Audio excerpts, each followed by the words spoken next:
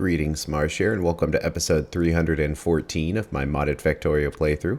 In this episode, we are finally going to upgrade all of our factory's bots to tier 3. Enjoy. Okay, most of the robots have gotten this place now that I went around laying blueprints down, but look how fast we run on it. It's a pretty big difference, so that's going to be a significant increase to the speed of all of our drones. Okay, we've got the road out here. We just need to extend it a little bit. And that should be good. So, actually we need 2 requests there. Guess we'll just use inserters because we don't need very many of these. Let's see, which brain goes on which side? Not that it matters, but let's do the green ones on the left. And the orange ones on the right. Are there any fuel depots around here? Yeah, not really. This is a pretty good crossroads for one.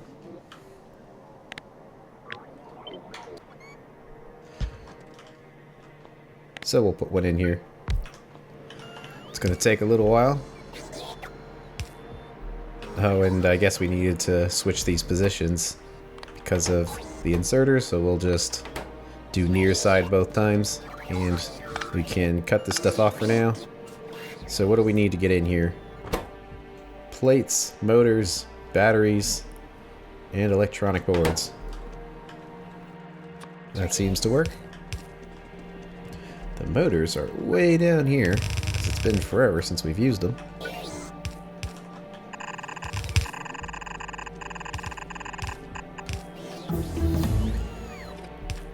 Making progress on our research. Going to take longer and longer, but that is how infinite research goes. Let's see, it says 0 out of 1, but it has fuel, so why hasn't it requested it?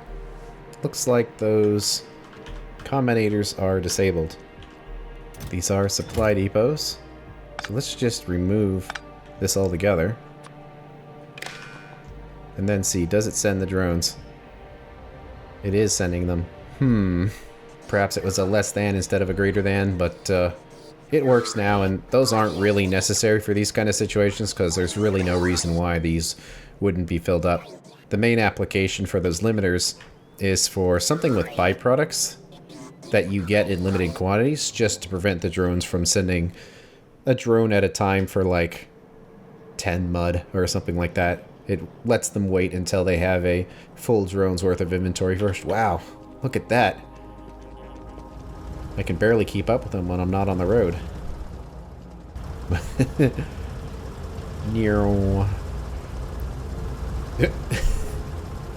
They're still kind of dumb though.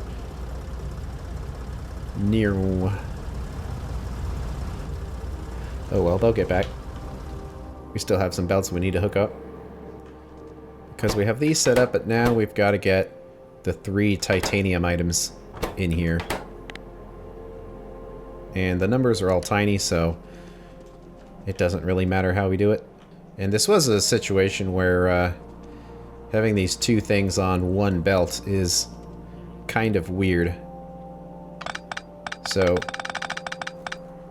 we can kind of fix this. See, what's the output of this whole thing? It's probably just 30 items, right? It's a little more, but since the bus is built around 30, there's really no point in doing any more than that.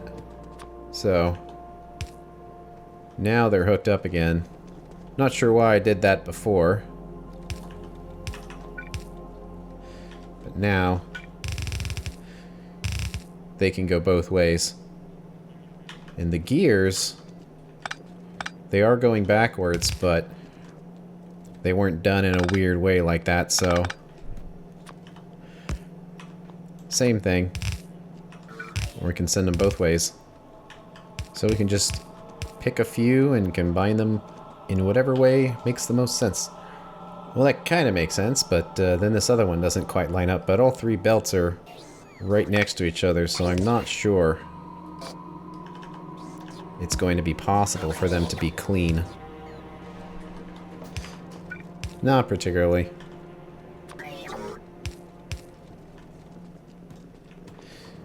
but they're in there now. So we're just about ready to see this in action. Let's start making the frames.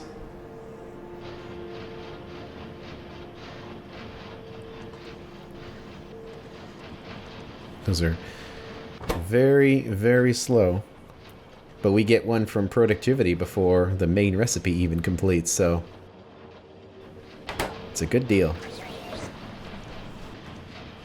Anyway, those are coming around. Let's see the tools.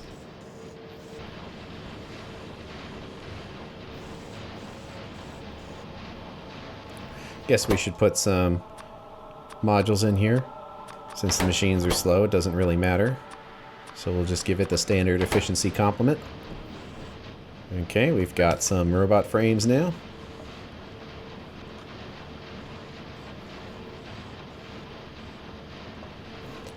And the brains.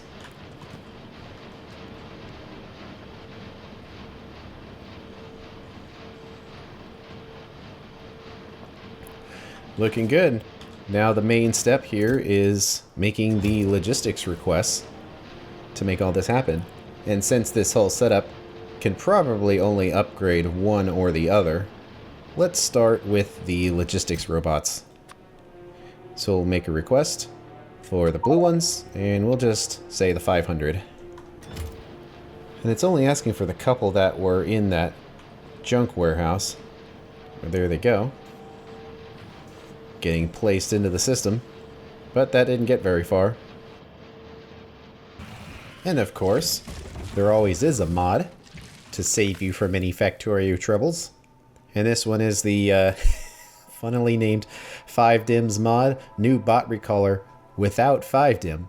And the problem with the 5dim version of the mod is it has a bunch of junk and trash inside the menu that you wouldn't need if you weren't using the 5dim mods. So this is the appropriate one to use for something like Angel Bob's. And if we check for the recaller, it unlocks when you first unlock bots, but it gives you this little robot recaller chest. And the recaller is just in the logistics down here. It's kind of a weird recipe, but it works. And it's kind of weird kind of how it operates here. It's also weird how it's like green in the menu, but then just places as a blue chest, but whatever. Anyway, you just request whatever robots you want to appear here. So you say you want tier 2 logistics robots, and if you see, it's just counting up. So it's not really making a request in that robots are being delivered. If you look on the right here, showing our total quantity of robots, they're very slowly ticking down, but it's giving us... Looks like I selected construction robots on accident. We actually wanted the logistics ones. Not that it matters too much. I guess you could request both if you really wanted them, but... You see it's just ticking up by 1. And if you look at our logistics robots count, it's just going down. So I'm not sure where the mod is stealing those robots from. But it appears to grab 1 robot a second and put it in this chest. Which is pretty good that the rest of this system works on 1 robot a second. So we get it fired up, and it starts placing robots in here. Of course, it will eventually fill up, which will be kind of a problem. But eventually, these robots will be requested for things. And then this thing will continue to request robots. I mean, there is another way around this. By just placing those up there with active provider chests. And then we can put the requester chests up here as sort of an in-between in a way. At least that way, if the robots can't fit inside the robo chest, they will be pushed into the network and go into the junk warehouse to eventually get placed in here when the space becomes available. And this system, theoretically, should be pretty smooth to where we don't have to mess with this existing system, that whenever all of our robots get used, this will start producing the tier 2 robots, put in the active provider chest, and then they will immediately get placed in this requester chest instead of being placed into the robot network. So if we let it run long enough, eventually, it should be pretty good.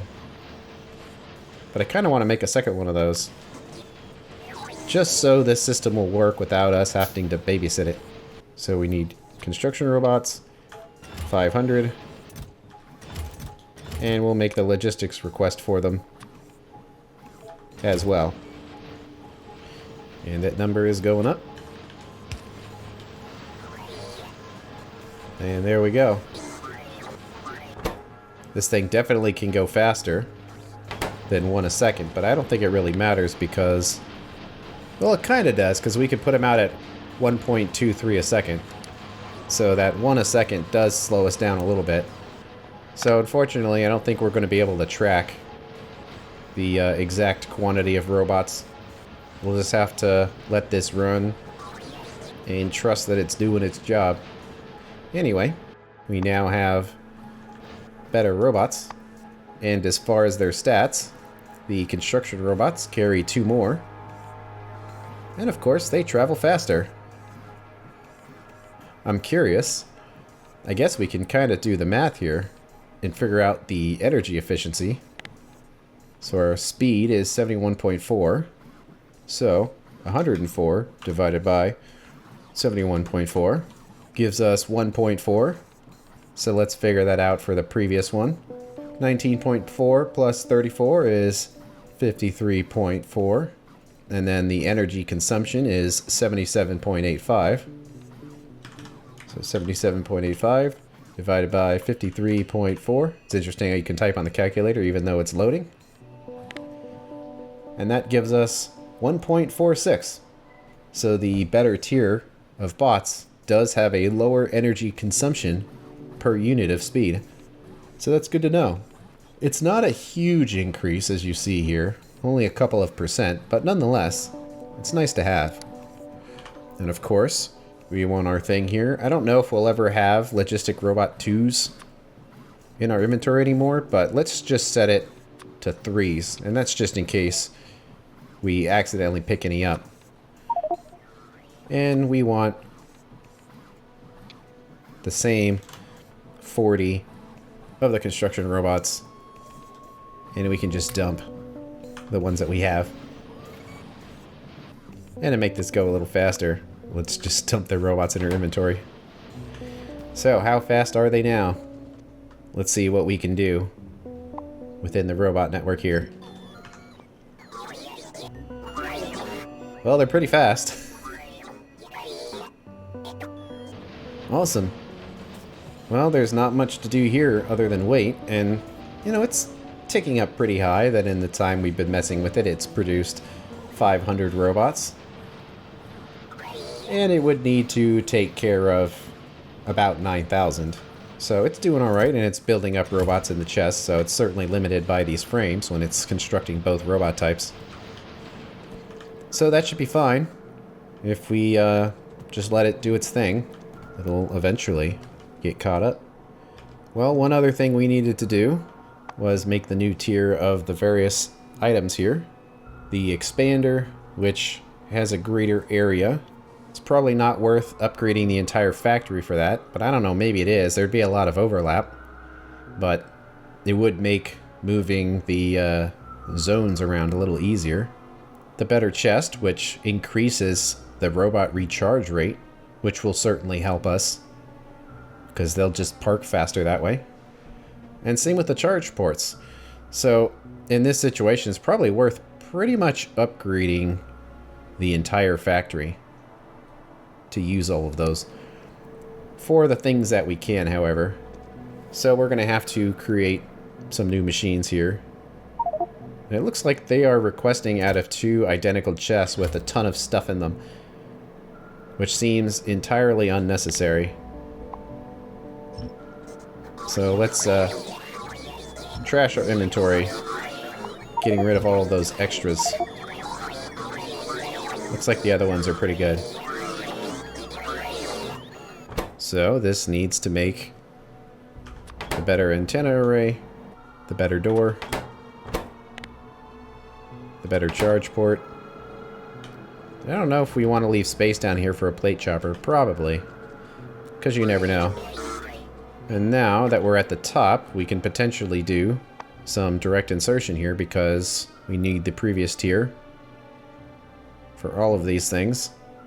So luckily they're all at the top. So that worked out pretty well. So the big charge ports, the little charge ports, expanders, and the chests.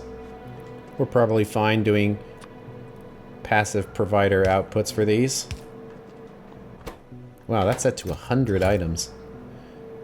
That seems like a lot.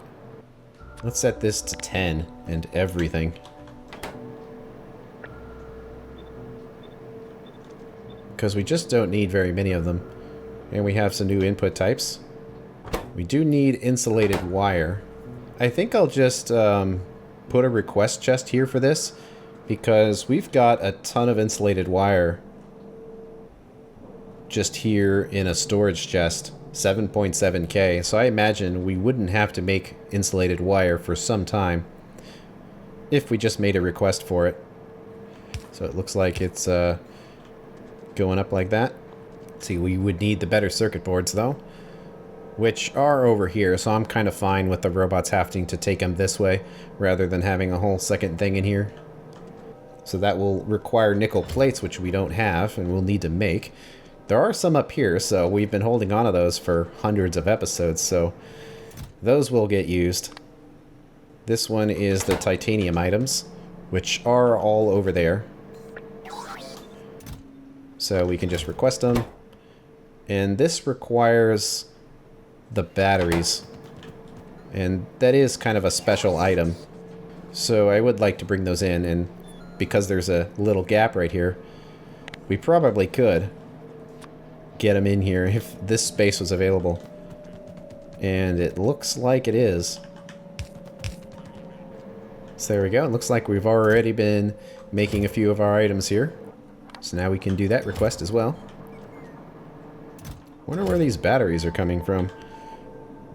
All the way over here. Well, I guess that makes sense because that's a storage chest, so we would want to. And man, that's coming from so far away. Because here they are, so that's probably going to take a little while. Let's set that to 100 then. Well, then it grabs from here.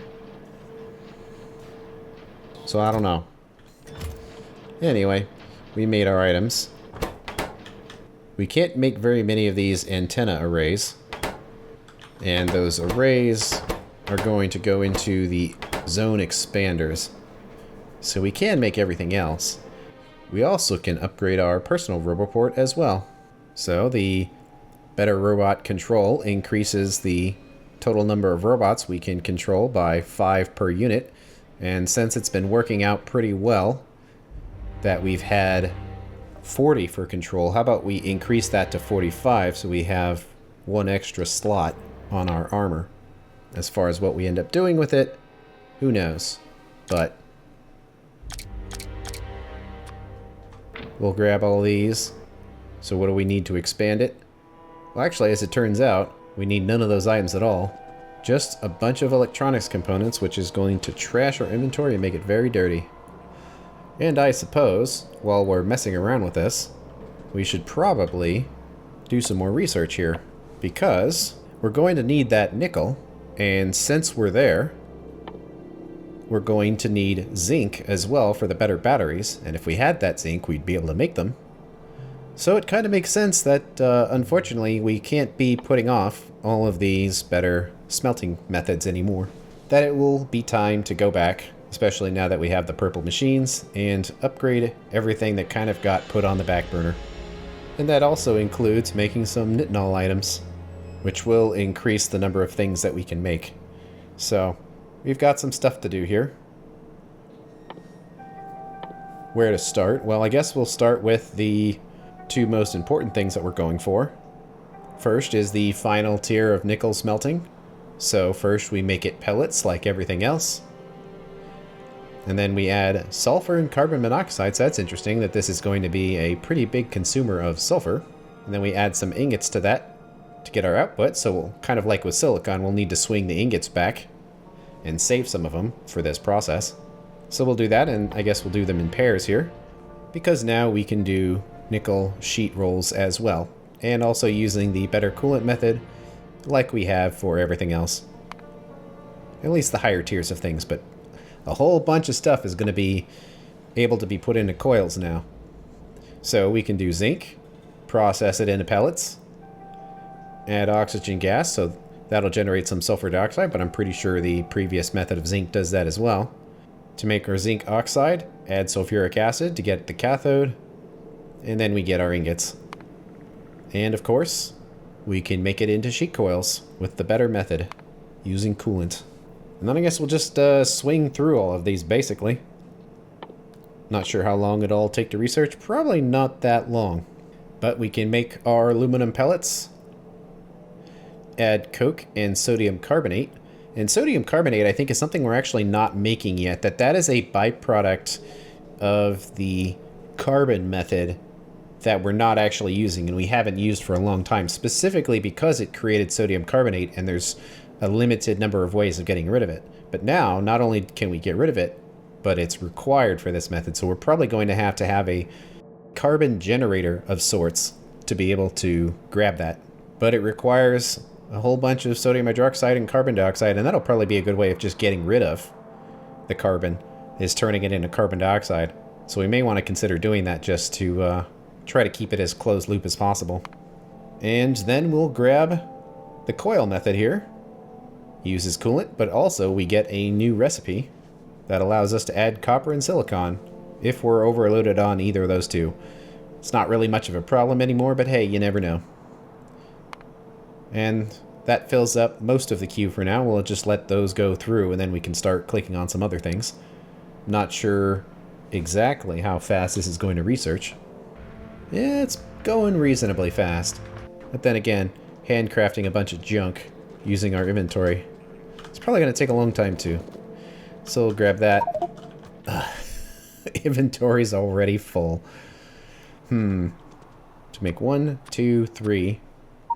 And then that last one we just don't need. So put these in here and we'll get them all sorted nice and neat later. But now we have 45 robots instead of 40. I suppose we could increase it to 60, but we're still battery powered. So it's just going to make us charge more often if we have more robots. So I'd rather have that space dedicated towards more batteries or something else. But if nothing else could possibly fit in that spot, then we might as well upgrade that. But we'll see how this works out. So we've got some of it upgraded. And well, now that I think about it, because we only have one of each of these, we'll probably want that last one as well. So now we can clean up the inventory. Throw that in there. I guess we should start charging. Grab our 60. And let's see, what else can we do? Well, we can upgrade our charge pad. And that will actually help us quite a bit. It's going to give us 2 extra charge pads. And they will also charge faster. Energy efficiency is the same, but you just get more out of less space, which is always good. So, do I regret just getting rid of all that junk? No. We just need 2 charging pads here, which are right here. It is kind of annoying, though, that having 60 robots is going to take 2 slots in our inventory. I don't really like that. So, I think I will actually limit our robot count here to just 50, because that'll be 1 clean stack, and it'll just be 1 less square to be used. That kind of matters when your inventory is this full, pretty much all of the time. So there we go, we've got our faster charge pad, and we also need to expand our zone. And basically, the advantage of using these over the personal roboport is just, it's a little more dense. So the personal roboport is a 2x2, and it gives you a 50x50 construction area, which you'd also get with this zone expander. It gives you 20 robots when you would only get 15 with this, and you get 6 charge pads just like this. But it takes up 4 squares.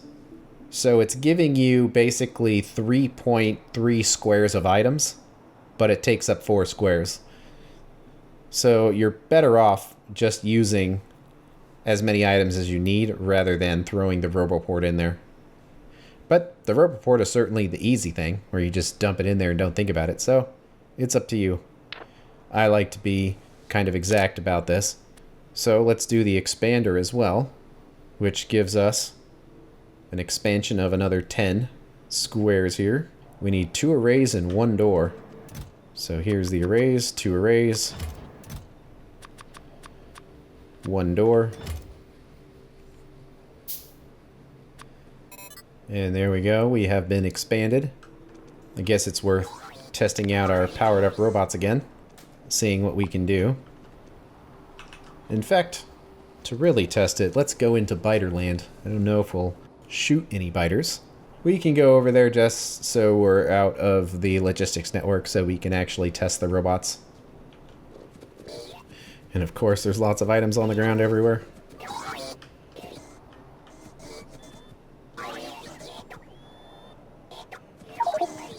Well, they are certainly fast and charge quickly. We might be at the breaking point of we can't really do battery-powered robots anymore, just because we'll have to often charge. You can see it's definitely draining this, and we still only have the 1 induction coil, and putting more induction coils on here won't make us charge any faster. So eventually you hit the limit of what you can do. But that's a pretty wide zone. So let's test it out here. Let's just grab all of this and see how they work. Well, they're fast.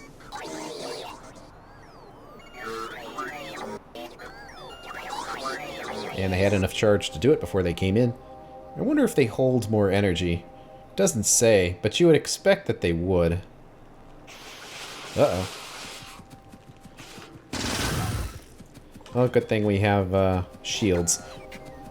We'll be here all day if we're collecting orbs that we see on the ground. But yeah, you can see that even with all of those batteries that... oh, nice. Our charge rate is going down. So we're kind of on the limit of what's practical with battery-powered robots. But that's alright, because we're probably not that far away from being able to expand to basically several tiers of power armor all at once. So at some point we're going to get very powerful very quickly. Luckily, since the whole factory is covered, we won't really have to be doing much manual construction anymore. And there go all of those nickel plates. And we probably now can get rid of that junk. And the way you get rid of junk is you put it in a chest. Blow it up. Oh, beat you. I win. That was close, though. They almost could repair it faster than I could shoot it. But robot construction is continuing. Building up lots of robots in there.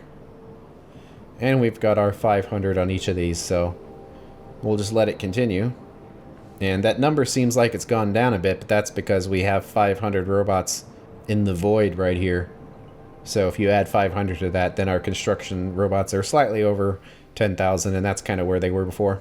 So we'll let that run, and it's really not consuming that much resources. It's kind of surprising, but I guess many layers of productivity modules will do that. But I'm fine with that. We're using electricity to create resources, and so far we're surviving okay. I am wondering, hey, we're below 200 now, that at some point when these oil residuals run out, I'm wondering if our power production is going to be dramatically reduced, because we won't just be burning away oil residuals to make more fuel blocks. We'll be hard limited on what our output is, so that might be the day when nuclear happens. But at least for now, things are pretty good. But that's the end of the episode. Thanks for watching, and I will see you later.